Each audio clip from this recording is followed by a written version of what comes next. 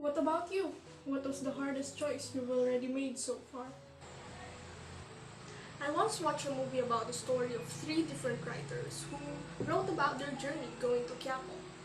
The first one followed the route going to Quiapo, rode the right vehicle, and arrived to Quiapo without being lost. The second writer did not follow the route. Instead, he took other paths and probably passed some unfamiliar roads. Then, he still arrived in Quiapo. The last writer also took a different path.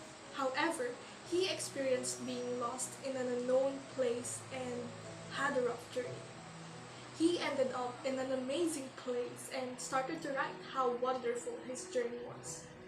Maybe he didn't successfully go to Quiapo, but he made his readers believe that he made it to Quiapo. These 3 writers have different choices, took different choices. The first one chose the easiest choice. The second writer took the safest choice. And the third one took the hardest, yet experienced a wonderful journey. We are all writers of our own lives, and the decision lies within us. If we choose to live our own life or live the life that society expects us to live. This was the thought I wished I knew when I was in junior high school.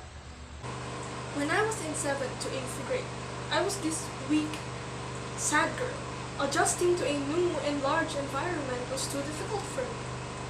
I was an achiever when I was in elementary, but I experienced losing motivation to strive harder because I was influenced by the people I thought were my friends. And then one day, I woke up with the news that I was failing math. I was failing math. Having failed grades became a reason for me to put a lot of pressure to myself.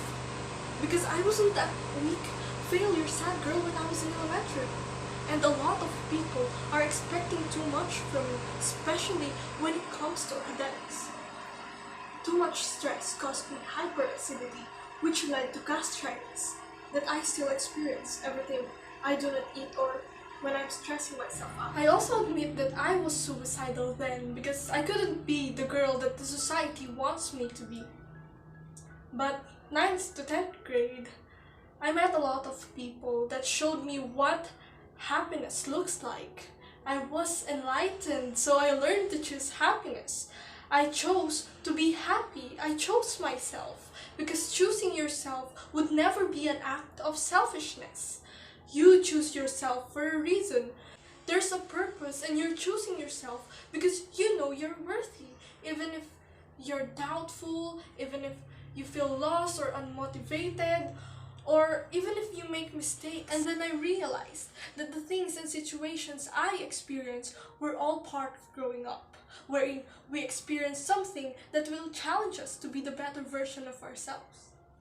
Life's journey is indeed rough, and you'll encounter different kinds of problems while traveling and exploring yourself out to try figuring out the things you can do.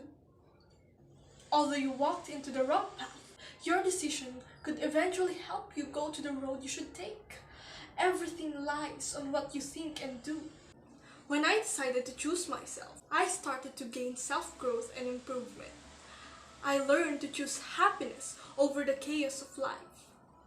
Although I still let myself feel sadness because life is ironic.